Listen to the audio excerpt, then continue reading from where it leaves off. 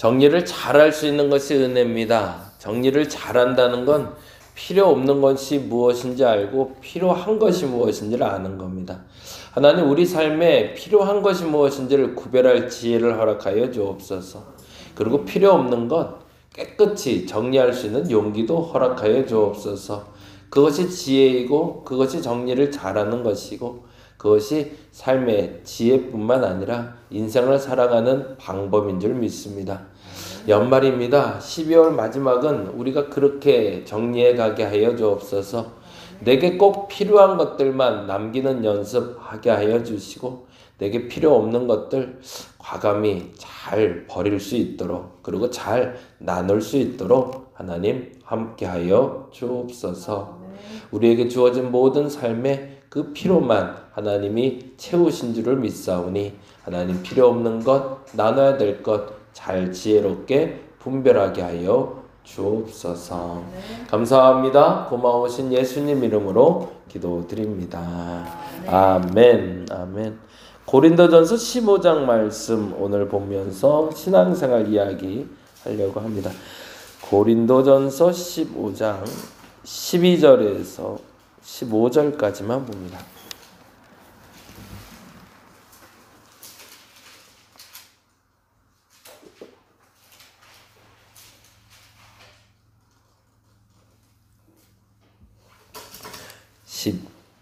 (15장) 12에서 15 같이 읽겠습니다. 그리스도께서 죽은 자 가운데서 다시 살아나셨다 전파되었거늘 너희 중에서 어떤 사람들은 어찌하여 죽은 자 가운데서 부활이 없다 하느냐. 만일 죽은 자의 부활이 없으면 그리스도도 다시 살아나지 못하셨으리라. 그리스도께서 만일 다시 살아나지 못하셨으면 우리가 전파하는 것도 헛것이요 또 우리의 믿음도 헛것이며 또 우리가 하나님의 거짓 증인으로 발견되리니 우리가 하나님이 그리스도를 다시 살리셨다고 증언하였음이라. 만일 죽은 자가 다시 살아나니 하나님이 그리스도를 다시 살리지 아니하셨으리라. 아멘. 15장은 부활에 대한 이야기입니다. 그래서 우리가 알기를 고린도전서 13장은 사랑장, 13장은 사랑장, 15장은 부활장, 14장은 은사장이라고 불러요. 그래서 13장에는 사랑에 대한 이야기, 처음부터 끝까지 사랑이 왜 중요하며 사랑이 없으면 아무 유익이 없고 사랑은 오래 참고 온유하며 시기하지 아니하며 이래서 사랑장이라고 불리고요. 14장은 방언, 예언, 은사에 대해서 설명해서 은사장이라고 부르고요. 그리고 15장은 우리가 지금 읽은 대로 부활에 대해서 이야기합니다. 그래서 부활장이라고 부릅니다. 이 부활에 대해서 이야기할 때 부활을 설명해낼 수 있는 방법이 사실은 많지 않죠. 부활을 어떻게 설명할 거예요? 내가 믿는 거죠. 근데 그 믿음에 대해서 사도 바울이 설명하는 방법은 아주 재미난 방법을 택합니다. 그건 뭐냐면 만일 부활이 없으면 이라는 전제를 해요. 만약 부활이 없다면 내 삶은 의미가 없다. 내가 만약 부활이 없다면 내가 전파하는 건 아무 의미 없고 만약 부활이 없다면 나의 믿음도 헛것이다 라고 이야기합니다. 그게 우리 본문에 반복돼서 단어로 나오는데요. 이렇게 얘기하고 있네요. 14절에 보니까 이렇게 말하죠. 14절 그리스도께서 만일 다시 살아나지 못하였으면 우리가 전파하는 것도 헛것이요 또 너희 믿음도 헛것이며 그리고 나서 17절에 다시 한번 얘기합니다. 이렇게 얘기하네요. 그리스도께서 다시 살아나신 일이 없으면 너희의 믿음도 헛되고 너희가 여전히 죄 가운데 있을 것이요. 사실은 그래서 사도 바울도 이 부분을 설명하면서 명쾌한 단어를 찾아내지 못했던 겁니다. 그런데 한 가지 분명한 건 내가 아무리 생각해봐도 너희가 부활을 믿지 않으면 참 허망하다라고 얘기하고 싶었던 거죠. 근데 그 이후에 근거를 찾아낸 것이 지금 읽었던 17절이 됩니다. 14절을 적을 때만 해도 부활이 없다면 전파하는 것도 헛것이고 믿음도 헛것이라는 생각을 했는데 믿음이 헛것이 된다면 그러면 우리에게 무슨 문제가 터질까? 우리는 여전히 죄 가운데 있을 거라는 거죠. 이게 힌트 조건이 됩니다. 이게 부활이 있어야 되는 이유, 아니 더 정확히는 부활이 내게 기쁨인 이유는 부활로 말미암아 죄 사함의 은혜를 검증받는다는 거죠. 그러니까 우리가 죄를 용서받았다는 걸 어떻게 알 수 있는가? 내가 죄를 용서받았다는 걸 알 수 있는 유일한 방법은 믿음인데, 그 믿음의 결과로 나타나는 게 무엇이냐라고 얘기할 때 나는 부활한다 라고 이야기한다는 거죠. 근데 부활은 언제 알 수 있을까요? 죽은 다음이죠. 그러니 증언할 수는 없어요. 증명해낼 수는 없죠. 근데 신태 조건이 있었어요. 예표가 되는 사건들이 있었습니다. 구약에도 보면요, 죽었다 살아나는 장면들이 있어요. 사렙대 가부의 아들이 죽었었죠. 근데 엘리야가 가서 그 몸을 데피면서 살려냅니다. 예수께서도 공생의 기간 동안 죽었다 살아나게 한 사람들이 많이 있었어요. 딸 아이, 그쵸? 12살 먹은 아이가 있었는데 그 아이가 방장 죽었사오니 예수님 와서 좀 도와주소서라고 얘기해요. 근데 가는 길에 애가 진짜 죽어요.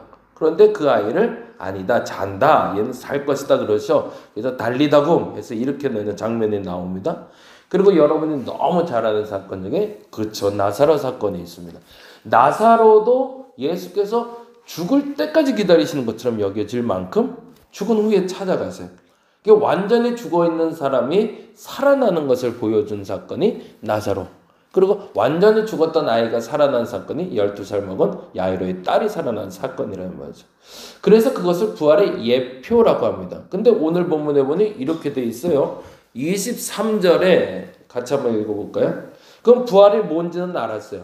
죽었다 살아나는 거예요. 그리고 거기에는 한 가지의 근거가 있는데 죽었다 살아나게 되면 나는 죄사함 받았다는 증표가 된다는 거죠.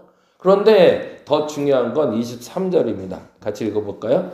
그러나 각각 자기 차례대로 되리니 먼저는 첫 열매인 그리스도래요. 그러면 이상하잖아요. 사렙다 과부의 아들도 살았고, 그렇잖아요? 예? 야이로의 딸도 살았고, 나사로도 살았잖아요. 그러면 죽었다 살아나는 부활을 경험했는데 왜 예수님이 첫 열매라고 그럴까요? 그게 단어죠. 그거는 예표일 뿐이고 본으로 이 땅에 살면서도 너희들이 보여주는 것처럼 완전히 죽은 사람이, 나사로는 죽어서 몸에서 썩은 냄새가 났다고 그러잖아요. 그 썩은 냄새가 나는 사람도 살아날 수 있음이 누구의 능력이다? 하나님의 능력이다. 이걸 내가 보여줬잖아 라고 얘기하신 거고요. 근데 더 중요한 건 사렙다 과부의 아들도 다시 죽었고요. 야이로의 딸도 다시 죽었고요. 나사로도 다시 죽었죠. 그런데 누구만? 예수만 죽지 않았던 거죠. 그러니 부활의 예표가 되는 것과 부활이 영원한 것을 보여주는 게 확연하게 차이가 있는 거죠. 그러니까 메시아로서 오신 예수께서 다른 부활한 모습을 보였던 사람과 완전히 달랐던 이유는 그들은 다시 죽었다 살아났어도 다시 죽을 수밖에 없었지만 예수께서는 죽었다 살아나서 영원히 지금도 살아계시기 때문이다. 그래서 그것을 우리는 영생이라고 부릅니다. 그러니까 영생이란 단어는 사실은 나사로나 아니면 야이로의 딸이나 사렙다 과부의 아들을 통해서는 우리가 증언할 수는 없죠. 그러나 중요한 것은 죄사함은 분명히 있구나. 우리의 죽음이 죄 때문이지만 예수께서 그리고 하나님께서 죽은 자를 살리심으로 당신의 나라가 있음도 알려주셨고 죄사함의 능력이 있음을 알려주셨구나 이걸 알게 됐고, 그리고 또 하나 예수로 말미암아 영원한 생명을 얻게 된다는 것이 무엇인지 알려준 것이 부활이다 라고 우리에게 이야기해주고 있습니다. 그러면서 이제 23절에 다음과 같이 설명해 가고 있죠. 그렇기 때문에 그리스도를 믿는 것은 죄 사함을 확증받는 것이며, 왜요? 부활을 믿는 거니까. 예, 우리가 부활을 믿는 이유는 내가 죄 사함 받았다는 걸 확증받기 위해서다. 그리고 또 하나 내가 그리스도를 믿는 것은 영생이 있음을 믿기 때문이라는 거죠. 그런데 순서가 있다는 거죠. 23절에 보니 그러나 각각 자기 차례대로 될 거래요. 그건 무슨 말이에요? 내가 예수를 앞서진 못하는 거죠. 예, 사렙다 과부의 아들이 앞서 말씀드린 대로 먼저 예수보다 먼저 죽었었잖아요. 그리고 다시 살아났고. 그러면 나사로를 믿어도 되는 건가? 사렙다 아들을 믿어? 그들은 우리를 구원 못하는 거죠. 왜요? 그들은 또 죽을 존재들이니까. 근데 더 이상 죽음을 경험하지 않고 죽음을 넘어선 존재가 되었으니 그를 믿는 것이 우리의 부활의 시작이어야 된다는 거예요. 그래서 첫 열매가 예수 그리스도라고 이야기합니다. 그래서 23절 다시 읽어볼까요? 그러나 각각 자기 차례대로 되리니 먼저는 첫 열매인 그리스도요. 그래서 예수님이 그 부활의 진정한 시작을 열었다라고 얘기하는 거죠. 만일에 정말 그분이 없다면 이 땅은 무엇을 향해 가는 걸까요? 이 땅은 죽음을 향해 가는 거거든요. 그렇잖아요? 모든 사람이 죽잖아요.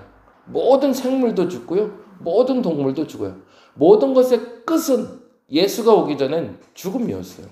근데 예수가 오신 다음에 뭐로 바뀌었어요? 생명으로 바뀌었죠. 그게 엄청난 믿음인 거죠.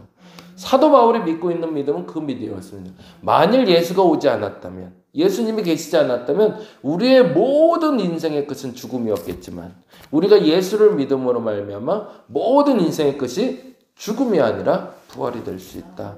난 그걸 믿는다라고 얘기하는 거죠.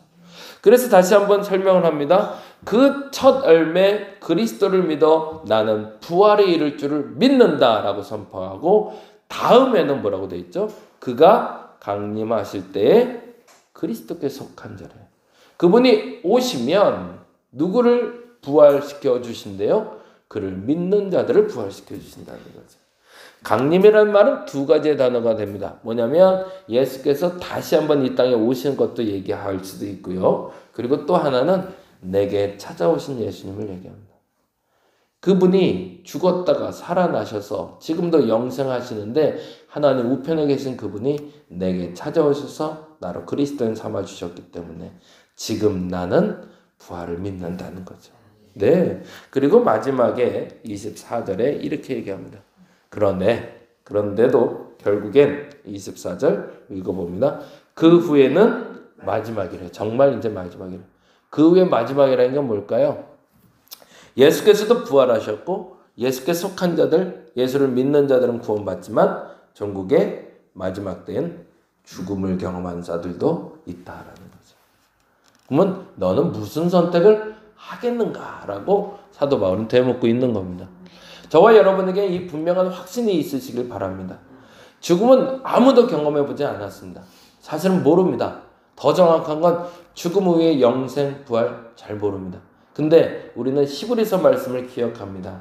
믿음은 바라는 것들의 실상이요 보지 못하는 것의 증거다라는 말처럼 부활을 우리는 비록 눈으로 보지는 않았지만 부활을 믿음으로 바라는 것들의 실상이고 보지 못한 것의 증거라 믿고 나도 영생 그리고 죄사함이 있음을 선포하고 살아가는 사람이 된다는 거죠.